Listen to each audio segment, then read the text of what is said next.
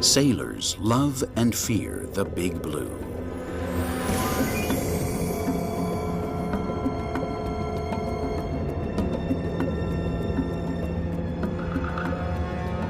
To them, it's a place full of life and death.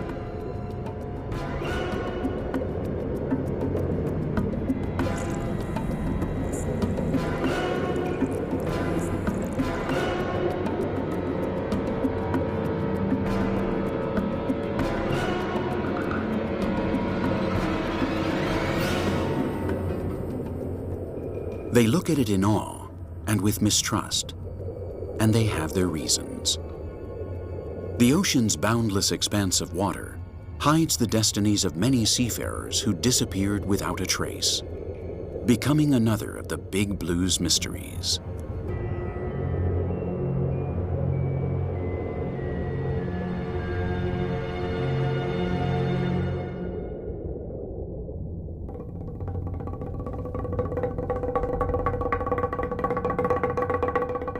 It is there, in the deepest depths of the ocean, that the first plants and the first primitive animal life emerged. The sea was life's first home. That is why it seems only logical to imagine that the seas and oceans are home to the most diverse beings, the most abundant life forms, and the most varied ecosystems. And to a great extent, they are.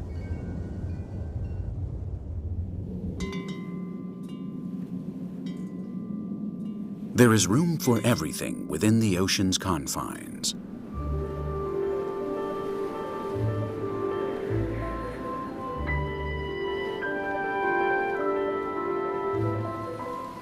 Polar ice on the one hand, with its court of animals covered in warm fur.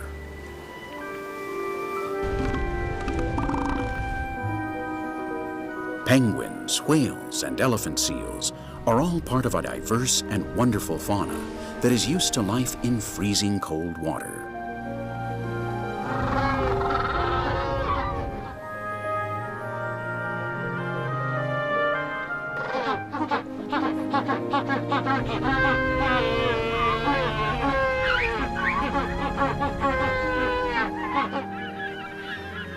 Tropical seas accommodate innumerable species of birds, and most of the world's sea turtles are born on their sandy beaches.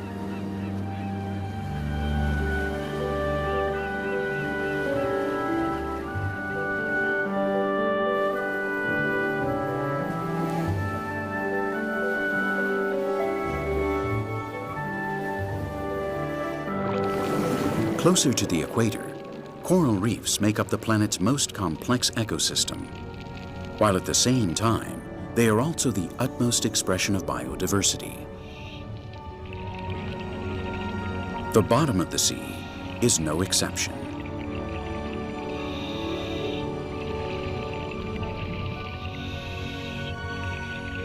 Every corner, every inch of seabed has a surprise in store.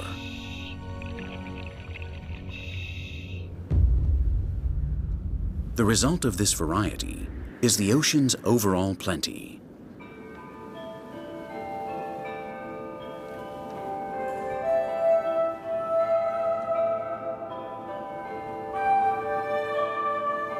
However, there is one marine ecosystem that is quite simply boundless.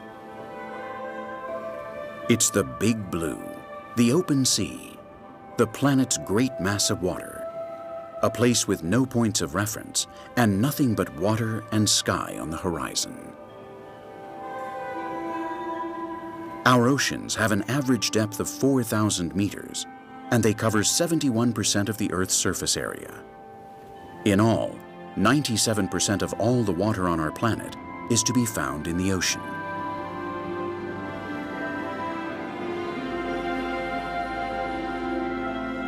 The ocean hosts an enormous quantity and diversity of life forms. But despite this lavish bounty, much of its surface, as well as a great part of its depths, is a veritable desert. The open sea is the world's largest, least populated, and most solitary ecosystem. and it is also one of the least well known.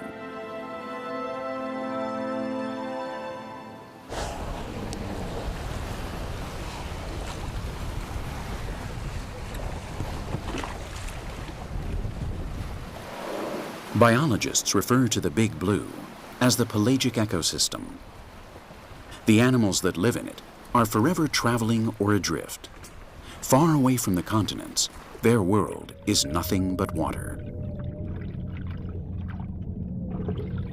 Some of the planet's greatest travelers are found among the fauna of the pelagic ecosystem.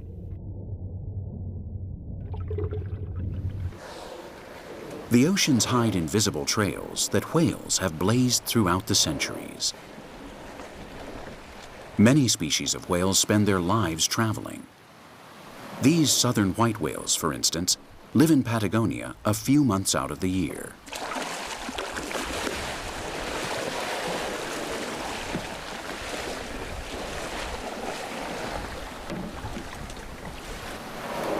In the summertime, the whales head for the cold seas of the poles looking for food. But they'll swim thousands of kilometers to mate and breed in warmer water. Half their lives are spent traveling across this liquid void.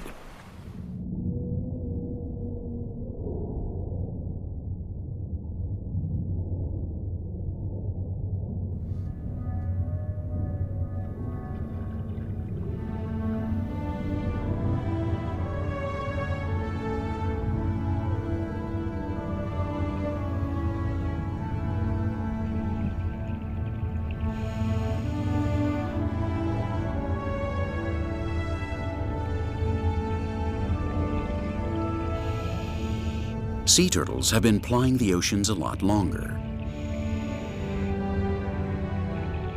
They began crossing the seas nearly 200 million years ago, and their journey still continues.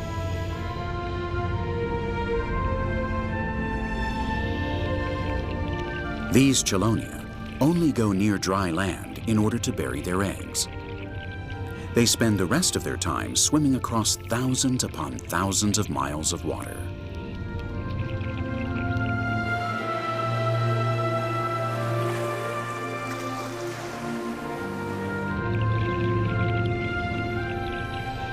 Turtles tend to take advantage of the ocean current to help them swim, and migrations are an important part of their life cycle.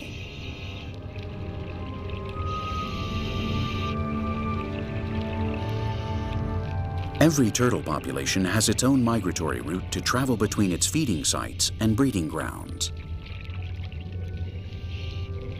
Turtles can take several years to migrate, and they cover enormous distances on their travels.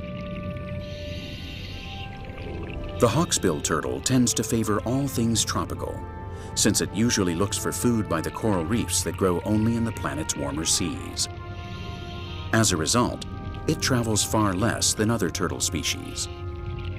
Even so, satellite tracking has revealed that the hawksbill quite often explores hundreds of kilometers in order to search for food all over the ocean.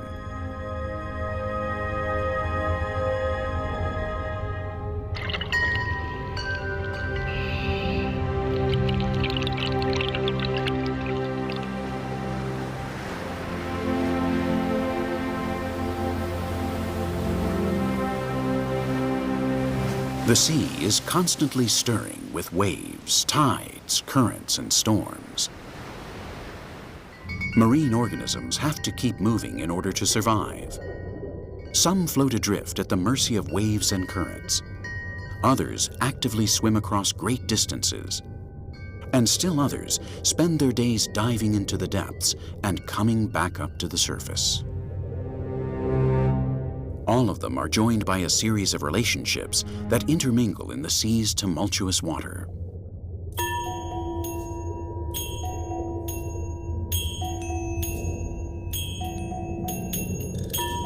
Jellyfish, for instance, are an important source of food for certain species of turtle. These ethereal beings are extremely ancient.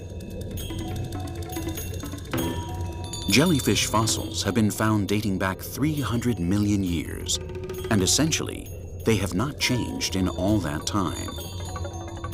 True, they are rather primitive, but at the same time, they're also models for success. They're simple and efficient, and their bodies are 98% water. Marine plankton is at the base of the ocean's entire chain of life. Microscopic plants and animals form a broth that gently sways to and fro with the waves and is pushed along by the ocean's currents. Some of the largest creatures in the ocean, and possibly on the planet, feed off the diminutive organisms of the plankton.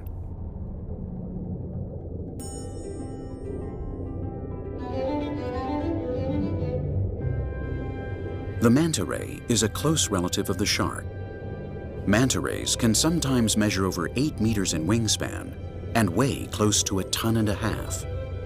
What's more, they have one of the largest brains of any species of fish.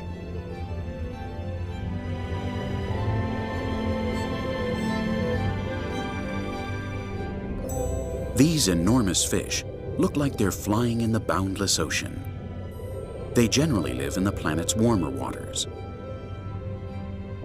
Despite their large size, their diet is based on plankton and small fish that they often catch while swimming close to the ocean's surface.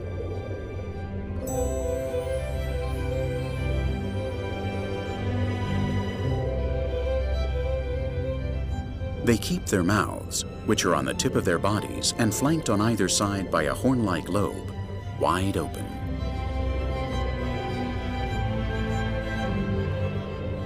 Their anatomy is efficiently adapted to allow them to float and move with little effort.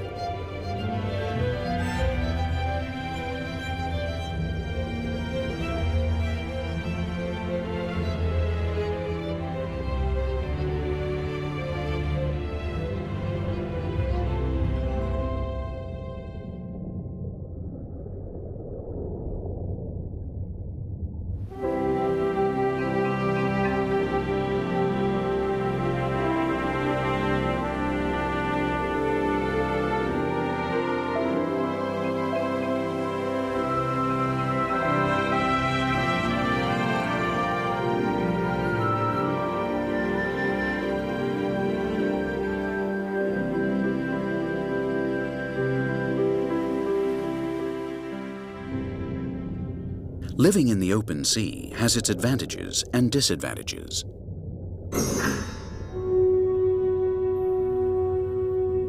It's important not to sink here, and this means figuring out a way to float and move with the currents. Those unable to face this challenge will end up in the cold and dark abyssal zone.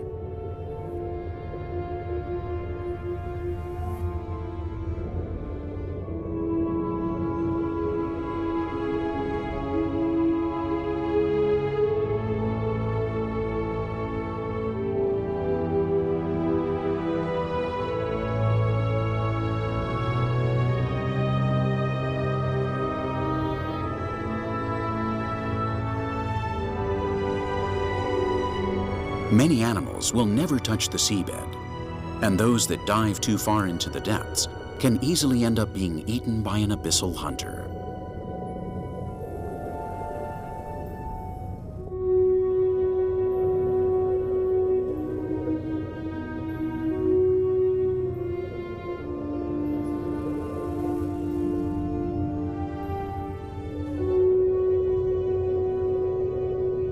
There are over 350 species of sharks, and some have bodies that are perfectly adapted to conditions in the pelagic system.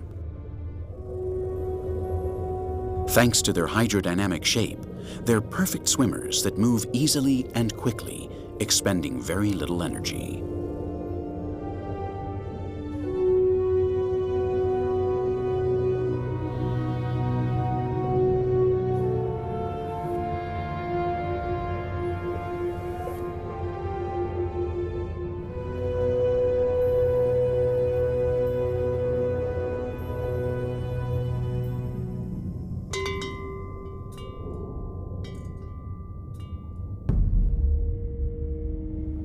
With their strange flattened head and eyes located on either side, hammerhead sharks have a wildly extravagant shape.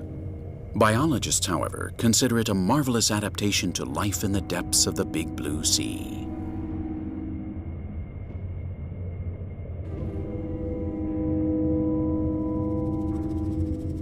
On the one hand, when it moves its head from side to side, its strategically placed eyes provide it with a wide, ample view of its surroundings.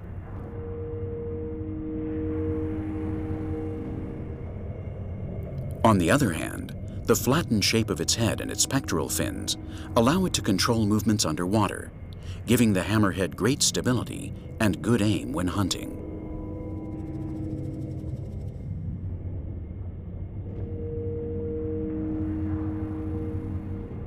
Hammerheads are the most gregarious shark species that we know of, although it's still a mystery why they tend to gather in groups that number hundreds of individuals.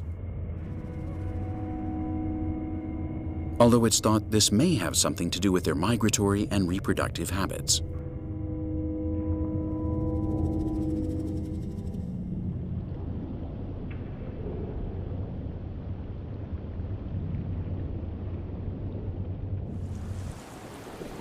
Most marine life exists at depths of less than 200 meters and is concentrated either close to the coastline or near the continental shelf.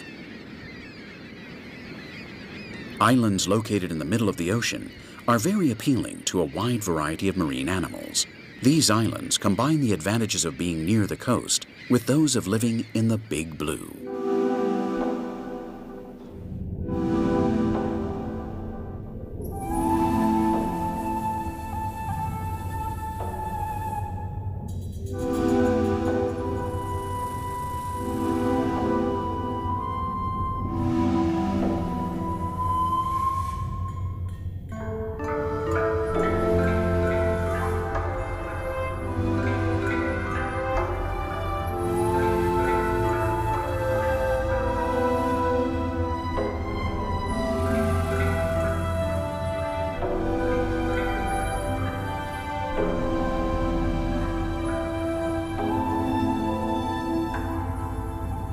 Longfin pilot whales are frequent visitors to these places.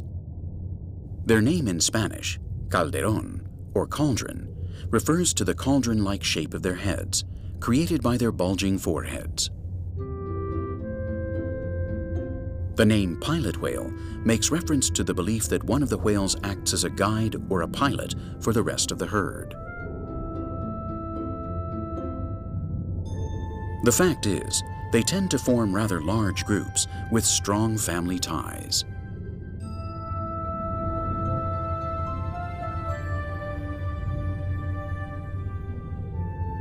Despite their misleading name, these are not whales at all. They are actually large dolphins.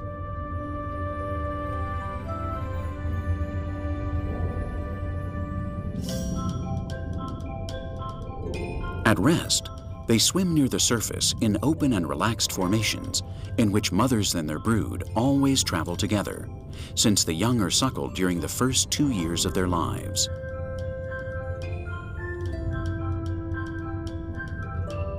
They feed on fish and squid that they hunt by quickly diving over half a kilometer into the depths.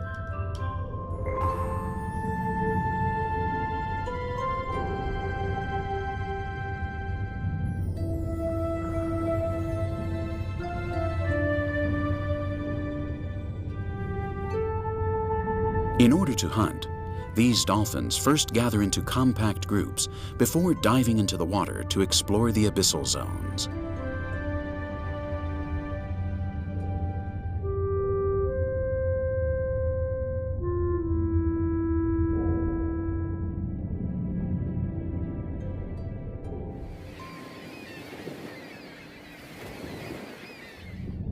Great schools of fish are often found in the nutrient-rich open sea, and also in the pelagic zones closer to the coastline.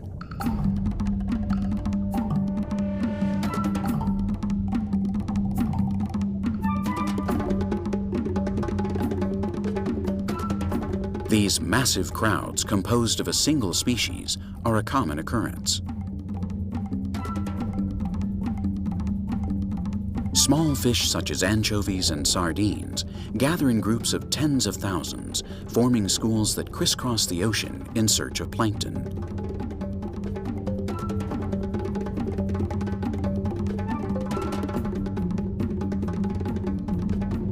Larger species such as the horse mackerel, whose diet is mainly predatory, also form schools during the day when they are at their most vulnerable.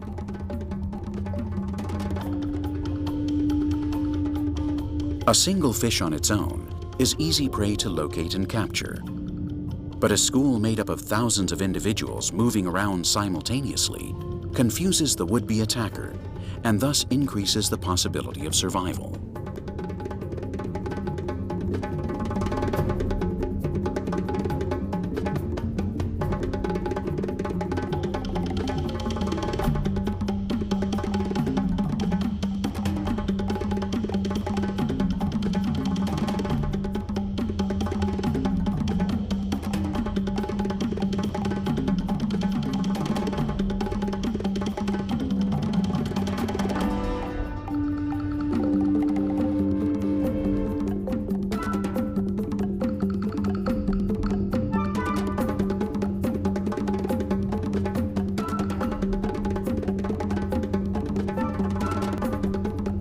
Fish that swim in this type of formation are able to very quickly synchronize their movements and perform extremely complicated distraction maneuvers that leave predators bewildered. Their survival depends on this.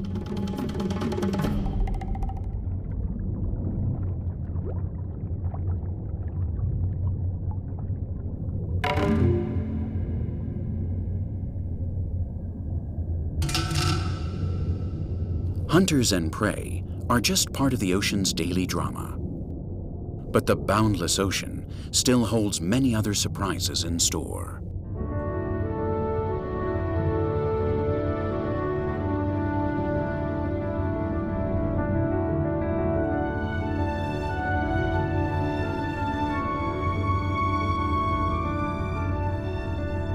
Even today, after centuries of expeditions and research, the Big Blue is the least known place on the planet.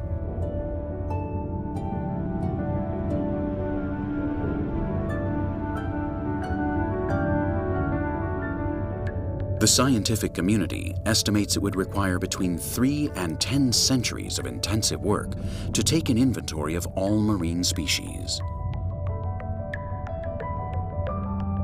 Until then, the heart of the ocean will continue to keep many of its secrets a secret.